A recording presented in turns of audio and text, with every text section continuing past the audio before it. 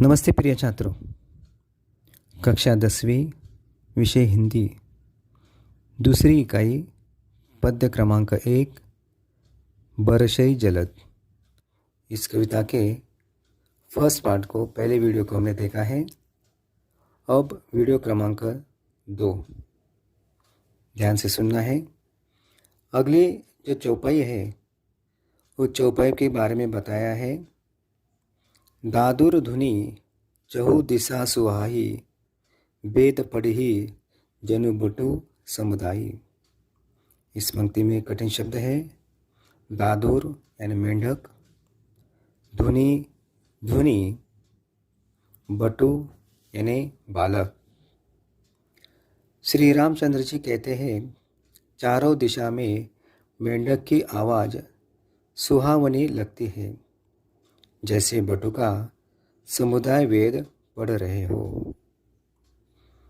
नव पल्लव बहे बिटप अनेका साधक मन जस मिले विवेका। बिटप एक वृक्ष है, विवेका यानी ज्ञान। अनेक वृक्षों पर नए नए पत्ते आ गए हैं, जिसके कारण वे हरे भरे हो गए हैं, जैसे साधक का मन ज्ञान प्राप्त होने से हो जाता है। अर्क जवास पात बिन भयो जस सुराज खल उद्यम गयो। अर्क एक मदार का वृक्ष, खल यानी दुष्ट, गयो यानी चले जाना। मदार और जवस के पत्ते झड़ गए हैं, जैसे सुराज्य अर्थात अच्छे राज्य में दुष्टों को व्यापार नहीं हो पाता, उन्हें राज्य छोड़कर भाग जाना पड़ता है। खोजत कतहु मिले नहीं धूरी करही क्रोध जिमी धर्म ही दूरी। धूरी का अर्थ है यहाँ पर धूल, क्रोध का अर्थ है गुस्सा। बरसात होने के कारण धूल खोजने पर नहीं मिलती, जैसे क्रोध आने पर धर्म का ज्ञान दूर हो जाता है। निशी तम घन खज्जोत बिराजा जनु दम्भे कर मिल समाजा। निशी यानी रात, घन यानी अधिक, बिराजा यानी शोभित, दम्भी नह यानी घमंडी। प्रिय छात्रों, आगे कवि बताते हैं कि इस बरसात के मौसम में रात के अंधकार में जुगनू ऐसे चमक रहे हैं जैसे घमंडी का समाज आ जुटा हो। कृषि निरावही चतुर किसाना जिमी बूद तजही मोह मद माना। त्यजही यानी त्याग करना, मोह मद यानी दुर्गुण।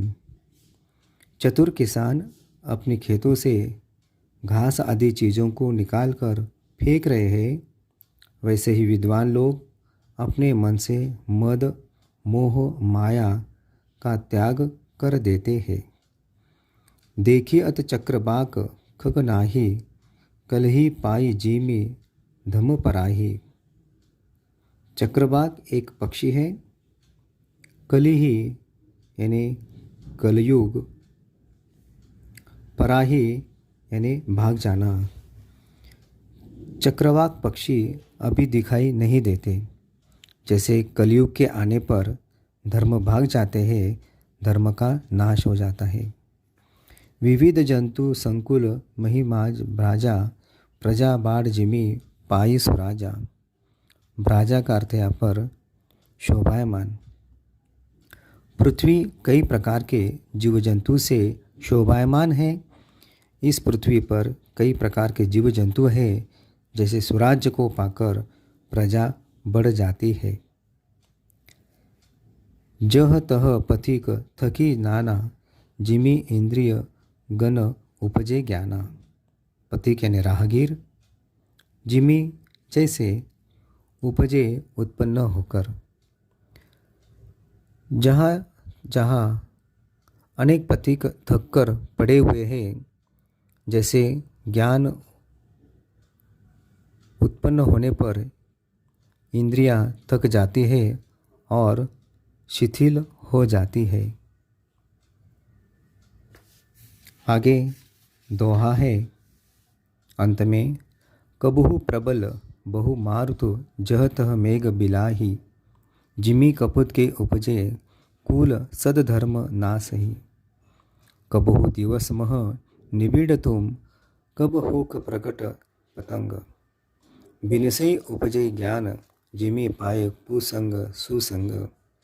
प्रिय छात्रों, अंत में कवि बता रहे हैं, कबहु यानी कभी कभी, मारुत यानी हवा, बिलही गायब होना, जिमी जैसे, नशा ही नष्ट होना, निबिड़ घोर, कबहु अंधकार, बिन से ही नष्ट होना, कुसंग बुरी संगत, सुसंग अच्छी संगत। इन पंक्तियों में कवि ने बताया है, कभी कभी वायु बहुत तेज गति से चलने लगती है, इससे बादल यहाँ वहाँ गायब हो जाते हैं। यह दृश्य उसी प्रकार लगता है जैसे परिवार में कुपुत्र के उत्पन्न होने से कुल के उत्तम धर्म यानी श्रेष्ठ आचरण नष्ट हो जाते हैं। कभी बादलों के कारण दिन में घोर अंधकार छाया जाता है और कभी सूर्य प्रकट हो जाता है, तब लगता है जैसे बुरी संगति पाकर ज्ञान नष्ट हो गया है और अच्छी संगति पाकर ज्ञान उत्पन्न हो गया है। बहुत ही अच्छी बात इस दोहे में कवि जी ने बताया है। इस तरह से हमने आपको एक बहुत ही बढ़िया कविता को आपके सामने रखने का अच्छा प्रयत्न किया है। इस कविता की जो कृति पत्रिकाएँ हैं वह आपको PDF द्वारा आपको दी जाएगी, जिसे आपको अपनी नोटबुक में लिखना है। धन्यवाद।